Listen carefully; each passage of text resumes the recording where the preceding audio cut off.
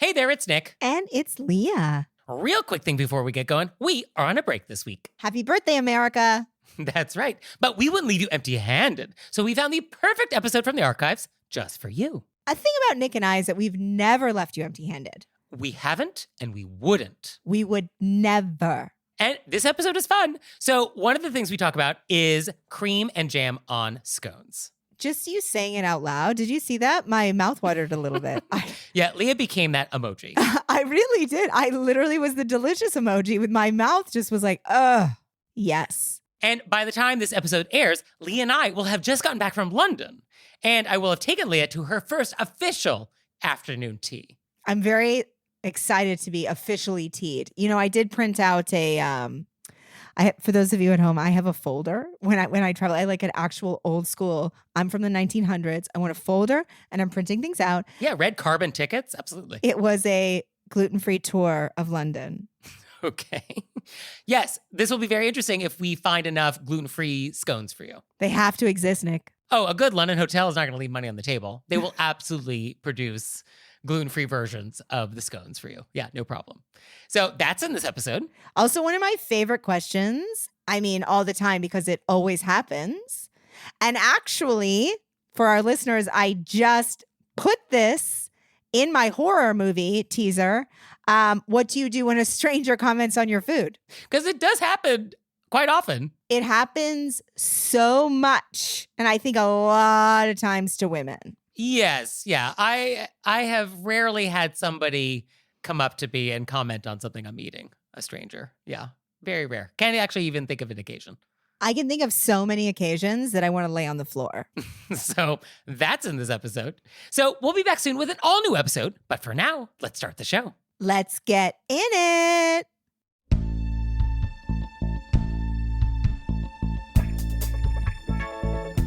Do you eat scones the wrong way? Do you blast music at picnics? Do you comment on other people's food? Were you raised by wolves? Let's find out. Here are things that can make it better when we have to live together. We can all use a little help. Some people don't ask themselves, were you raised by wolves? Hey everybody, it's Nick Layton. And it's Leah Bonema. And let's just get right down to it with our AMUSE-BOUCHE. I love how I always get like slightly anxious. Like, I know I'm going to do it wrong. By design. So in a previous episode, I asked you if you were a Miffy or a Tiffy. Do you remember this? Oh, I do, yes. And are you a Miffy or a Tiffy? I'm a Miffy. So you like your milk in first when you are having your tea. I actually used this phrase the other day. Oh, really? In what context? Well, I wanted to say I get a little anxious, but I always get excited that I'm going to learn something, and then I work it into regular conversations. I appreciate that. So for today, are you a coffee or a Joffy? I'm just going to pick coffee because I love coffee, and Joffy reminds me of Joffrey from Game of Thrones, and he was really mean, so that's how I'm making that choice. So nobody actually calls it that. I did just make that up. But what I did not make up is that this is one of the biggest debates in the United Kingdom. This is bigger than the milk thing. This is bigger than if you should put milk or tea first in the cup. Like, this is big. And so the debate is, do you put cream on a scone first or do you put jam on first? What is the correct order? But before we even get there, what is the correct pronunciation of this thing? We're saying scone. In the United States, we say scone.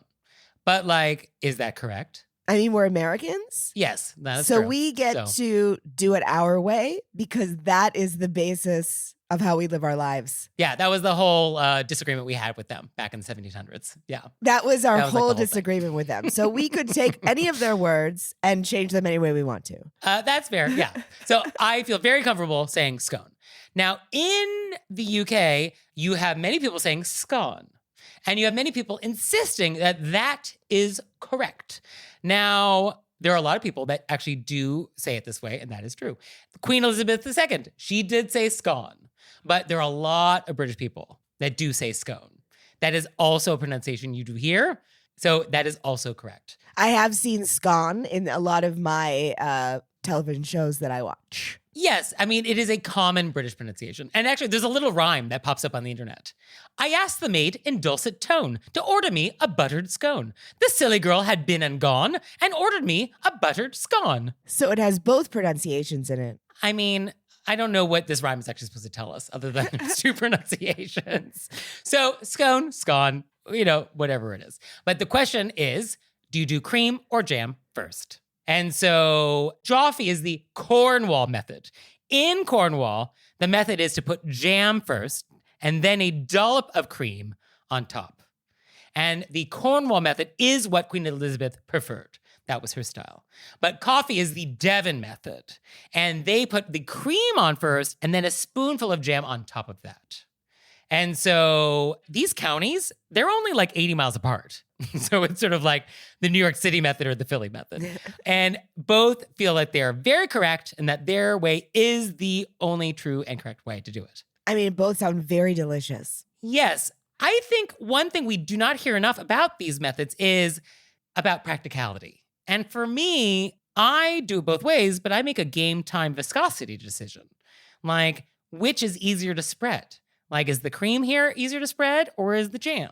Because I want the thing that's harder to spread to be the thing that goes down first. Yes. That's my base layer. Yes. Because that's more aggressive. That requires more elbow. And then the things that's like, lighter in texture, that would go on top of that. And so that would be my question. I think that makes the most sense to me. Right? Because like, if you were going to like have a piece of bread and then you're going to put whipped cream and Nutella on it, you would do Nutella first. Yes. And then the whipped cream on top. You're not going to go whipped cream Nutella. Like, what an insane thing. What an insane thing. Like, well, how bonkers. So that's what I would do. But I think if I had to pick a default, yeah, I think I'm a Devon method. I'm a coffee. Cream on first. I've never put anything on a scone. What? What are you doing? Just eating it? What? Yes. Plain. Because you don't have access to cream and jam? Where are you going? Where are these scones happening? Or is this just like a bad bakery, like, oh, I'm grabbing a latte and a scone in a little bag on the way out the door kind of scone? Yes. This is not, I'm having a cream tea scone. I haven't had a cream tea scone. Oh, well, you haven't lived. I wonder if we can find some gluten-free cream tea scones. I imagine these days that can be done. Actually, originally, the original scone, like the Scotland 1500 scone, apparently they started out with oats. So there's definitely gluten-free oat available. I want to do some cream and jam. Okay, I think we will achieve this, and I'm going to just make a note of this for birthday this year. So hopefully you'll forget that we had this conversation as I make this note. Well, I'm hoping you forget every conversation that we've had that I've written down. Oh, no, I remember everything, Leah. I remember everything. So remember, coffee, Joffe, and I think you can pick whatever method you'd like. Just know that you are picking a side. Whew, I'm so hungry. Well, we're going to get you some scones.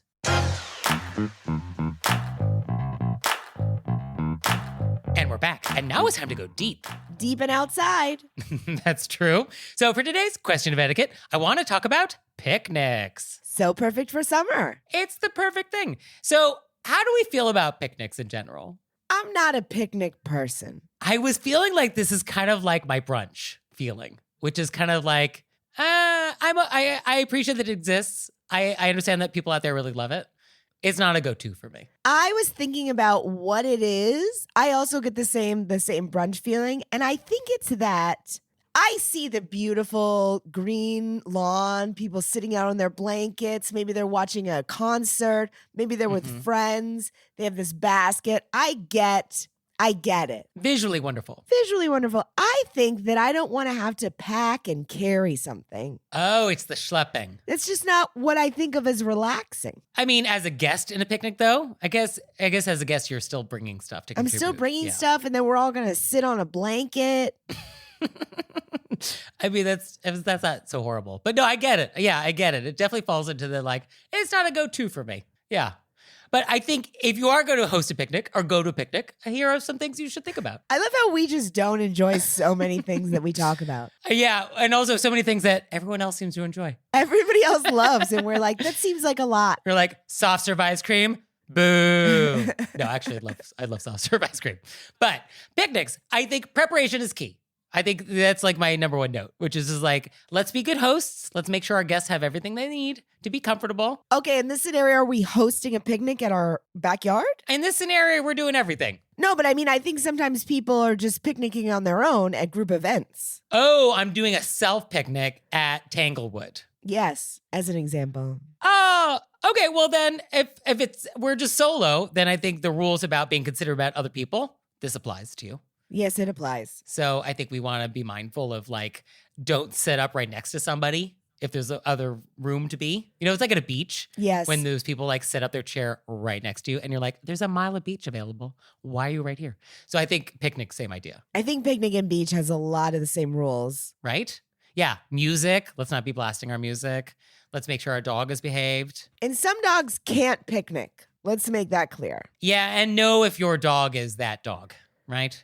And you know. You know, I love Lacey. Love Lacey. I want Lacey's to bring her not a everywhere. picnic Am dog. I bringing her to a picnic? No, I am not.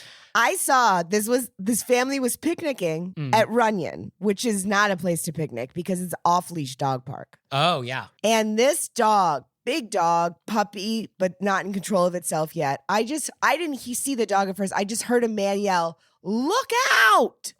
And then this dog came barreling past me and ran right into this family's picnic and just started eating their food. And they just jumped. I mean, it was such a, you know, those cartoons where like everything's flying in a circle in the air and there's dust it was literally that. And I Wow. mean, I couldn't help but giggled. I think choosing the right picnic spot, I mean, I don't think it off-leash dog run is probably the best place for this. It's not a blessed place for a picnic. No. And also don't bring your dog to a picnic spot if they're, Yeah. No, I think it works both ways for sure.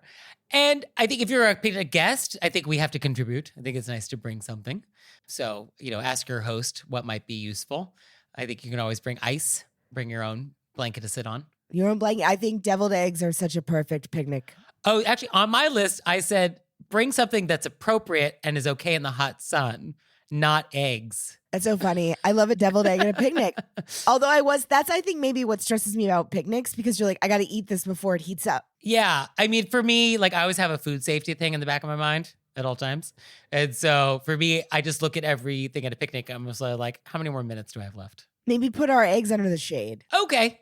If you need to have your egg salad, then I guess some shady spot is good. I mean, I see what you're saying about the eggs. I just think it's imperative to have them at every event. If you want eggs at your picnic, who am I to crush the stream? No, but you're right. They do get hot. That's why I was thinking you got to eat those first.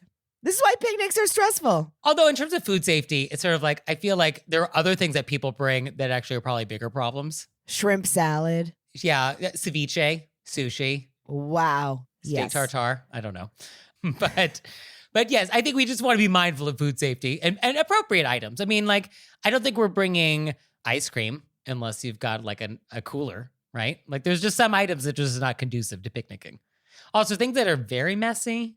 Messy is one of the hard things about picnics. Yeah. Because also a lot of picnic foods actually are messy. Barbecue, watermelon, a lot of finger foods. I mean, a lot of finger foods are happening.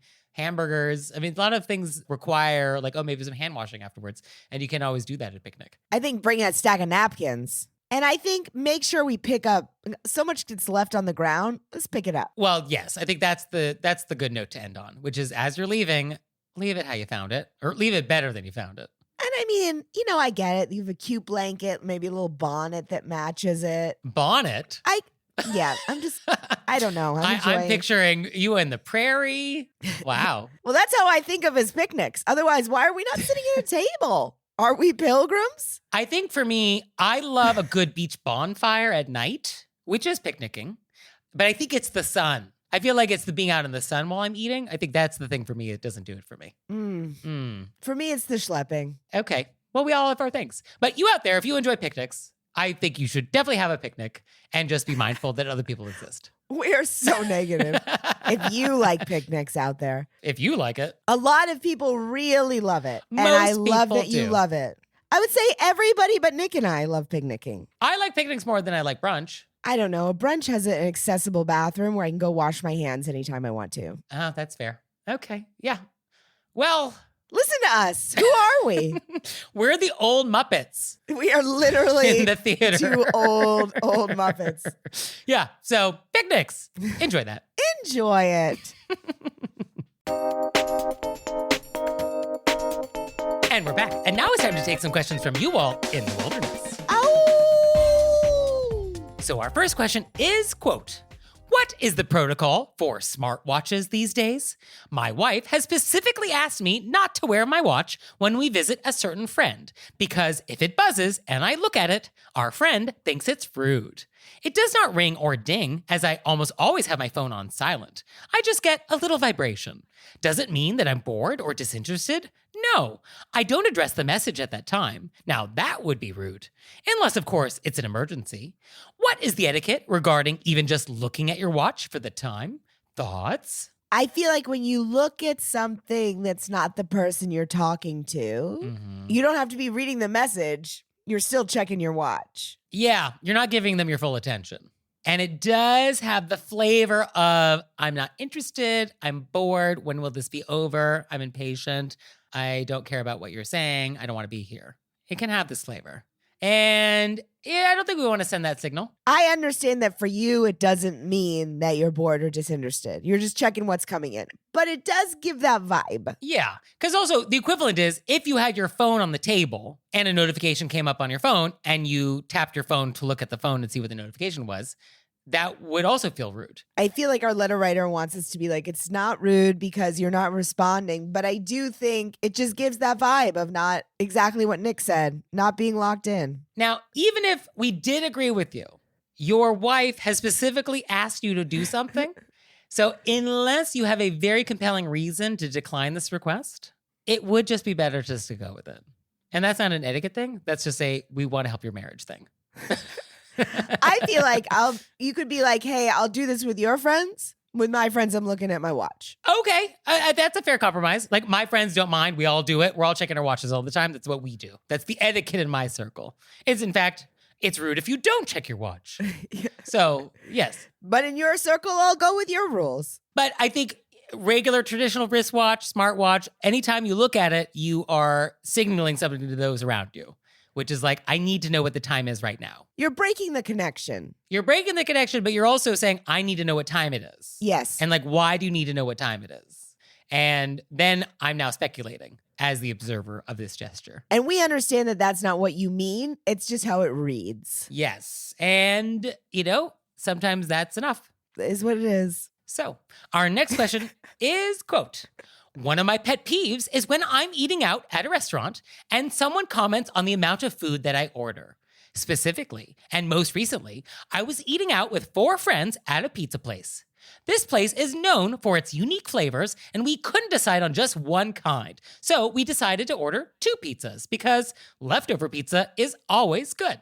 When the waiter delivered the 2 generous-sized pizzas to our table of 4, a man a few tables away across the restaurant shouted, "Whoa, are there 19 other people over there that I don't see?"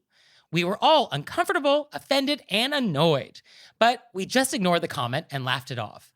I've had other times when the waiter or waitress will come clear my plate and explain in shock something along the lines of, "Wow, somebody was hungry," upon seeing my empty plate. Not like this is happening every day, but it has, and it does, and I never know how to reply. How would you handle a similar situation? A, I agree. So annoying. I just don't like commenting on other people's food. Yeah, no, I think that is a etiquette rule. We do not comment on other people's food. We pretend we don't notice what they're eating, what they're not eating. Like, that's a great etiquette baseline. Very important. I particularly do not like this person who yelled across the room. I mean, yeah. I mean, what's it to you, guy? What's it to you? Why are you involved? For that, I mean, I think ignoring it, totally fine. I think you could say, yes, you can't see them. Who is this person? They deserve to be, they're making you uncomfortable. This falls into the, if somebody else is making you uncomfortable. Yeah, I think we can make them uncomfortable. And I think ignoring it is good. I like a cold look, though. So, like, I would shoot them a glance and I would have direct eye contact with them.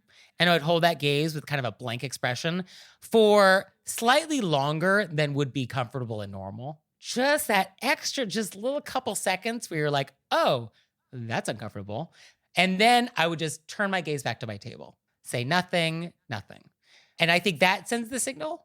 Sometimes when I do this, I also, under my breath to myself, kind of do a head shake, kind of oh, isn't that a shame? They don't know better.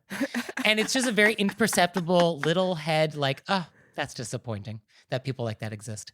And that subtleness does come across. And that actually can be devastating, which is always what I'm going for. I can hear Nick going, the rabble. Ugh, animals. Yeah, you don't want to say that out loud. And you want it to be very imperceptible. Just a little head shake like, oh, isn't that a shame? And that's it. That's all you got to do. I like that one a lot. I think this person thinks they're funny. Yes. Oh, no, they think they're making funny joke. Yeah. And they are not. Yes. Otherwise, if you wanted to say something, I think you could say the classic, thank you for your concern. I want to add for where you said the look that's slightly longer than comfortable. I used to teach self-defense to young people. Oh, okay. And we were talking about making people aware that you're aware of them, like how long you look at somebody. And so it was always like you make direct eye contact with them. And in your head, you say, I see you. And that's the amount of time. Oh, isn't that interesting? So I would say, you say, I see you. That's not long enough for me. I want it ever so slightly longer just to make it even more, ooh, why is this person looking at me? But not too long. Can't be too long. There's a balance. You'll find it. But yeah, I like the idea of counting. You know, sometimes people just need to follow what's the template? So. Right. I think that's a great template. Yes. I think you could also say like, thank you for your interest, but we prefer to enjoy our meals without commentary. Oh, I like that one. I mean, you have to say that. I mean, the tone for that, it's really hard to nail. You have to be very advanced to be able to pull that off. But I think, I think we don't want to indulge this. I don't love responding to something like this with humor. Unless you can do like a layup and a spike with your humor. Yeah. Oh, yeah. I guess if you're a professional, sure. But yeah, I think just like the cold look. I like that very much. I like the cold look. I do think when wait staff do it, I'm sure I've done it. It's just like they're trying to fill space and like have comments. So I don't think that's coming from the same place as a man shouting across the room. I'm significantly less bothered by a server saying like, oh, looks like you were hungry. It's cutesy, but like I can let that go. A stranger from across a restaurant shout like that's no. No. Thank you. Bye-bye. You almost wish you could bring back spitballs. Did you ever do that as a kid where you chewed up paper and put it in a straw and shot it across the room at somebody? Honestly, I don't think I ever did that. I'm not shocked. I'm aware of it. I know it can be done. I did enough for both of us. Okay. It's a good time. Is the idea that you wad up like the paper sleeve on a straw? Yes. And then we put that up the straw? Yes. And it's sort of like a dart sort of a yes, situation? And then you... I can't believe I'm asking you for the specifics on and then you blow it at your friend when they're not looking. And then you pretend you didn't do it. You look away. I guess that's really the key. Right. Although you're holding a straw. So, I mean, what do we do? But then you just put it in the drink. What? I'm busy. I was just drinking. That's gross. Yeah. That's so gross. It's okay. So, do you have questions for us about gross things or anything else? Let us know. You can let us know through our website, wereraisebywolves.com, or you can leave us a voicemail or send us a text message at 267-CALL-RBW.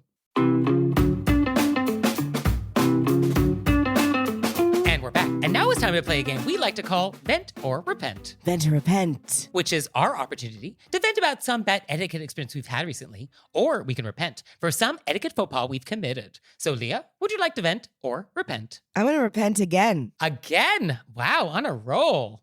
Okay, Leah, what have you done this time? So I listened to last week's episode, and I have been, if I think about something multiple times, I just want to discuss it with our Wolves family to know that I don't feel great about what I said. What did you say? Okay, so last week we had a letter writer write in about how they write thank you notes to everybody. Right. They book performers. Right. And they had a comic bomb, and they didn't just say bomb, they said burned the room, like they insulted people.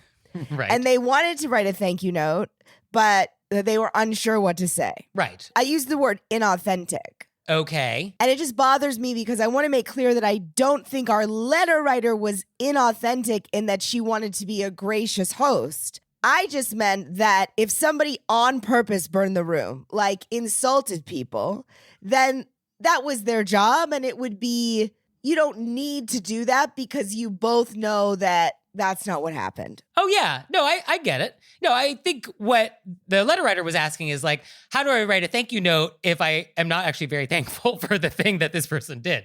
But I still want to write a note. And I think your point was like, oh, well, no need to send something that is not sincere. And I mean, because I've been thinking about this. I lay awake at night and think about this, because I'll send thank yous for things that I didn't particularly enjoy, but I appreciate that the person reached out. Right. So what the difference was here is that this is not a person, in my reading of it, that just bombed and made a mistake. This was a person who like went up in flames and was like maybe. So in that case, I was like, but I just disliked that I used the word inauthentic because I feel like our letter writer was authentic in her graciousness. Oh, for sure. Oh, no, I think our letter writer was 100% sincere, nice person. Yes. Okay. And I just want to make sure that was clear because it's keeping me up at night. I love that something like this keeps you up. These are the things that keep me up, Nick. Amazing. Well, for me, I would like to vent. So, very long story short, I was looking for like this thing to add to our website.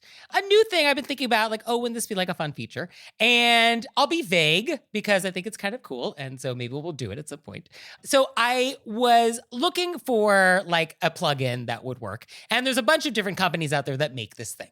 And most of them actually have their pricing like on their website. Like, oh, how much does this cost? Oh, the free version is this. There's a pro version that's this.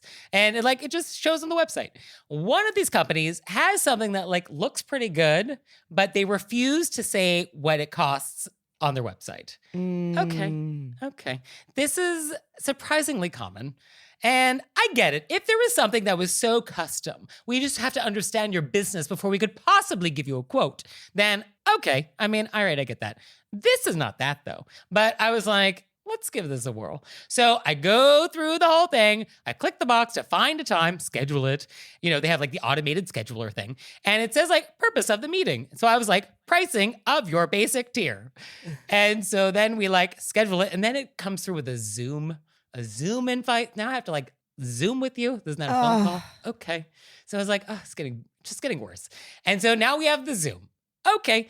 And so we jump on and hi, I'm such and such. In our brief time today, I just wanted to get the pricing of your basic version. And he was like, oh, it is this price. And I was like, oh, okay. I think that might be more than I want to spend, but I'll reach out and if I have more questions and I'll be in touch. And it was kind of like, that's all the conversation needed to be. And he was so annoyed. He could not have been more annoyed that I wasted his time. And he said, yeah, okay. And that tone. Oh, the tone. Oh, what a tone. And it's like, I didn't want to be here.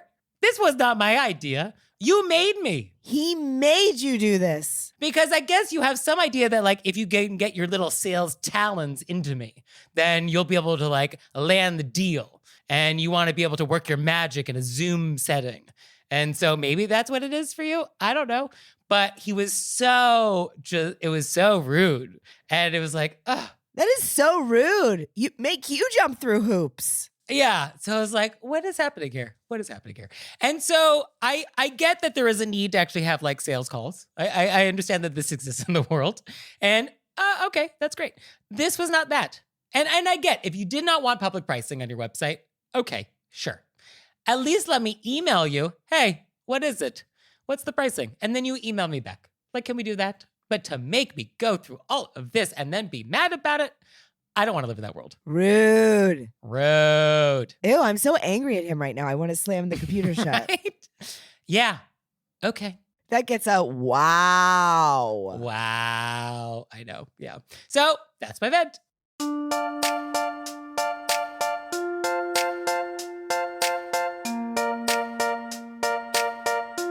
Leah, what have we learned? Well, I learned that in this Scone fight club, this underground fight club, there is a cream jam and a jam cream going on. I mean, first rule about Scone Fight Club, we don't talk about Scone Fight Club. Well, Nick's going to break it open for everybody. And I learned that you have never had a scone with something on top. That is true. I mean, we gotta change this. We do. I mean, this seems important. I mean, of the things that are high priority this week, I think that's on that list. Oh, this sounds like a delicious list. Well, thank you, Leah. Thank you, Nick. And thanks to you out there for listening. I'd send a handwritten note to my custom stationery if I could. He would. So for your homework this week, we want to make sure you're getting our newsletter because we announce a lot of stuff in there and you might miss it if you don't get our newsletter. So go to our website, click on newsletter, and please sign up. Get in there. Get in there, and we'll see you next time. Bye. Bye.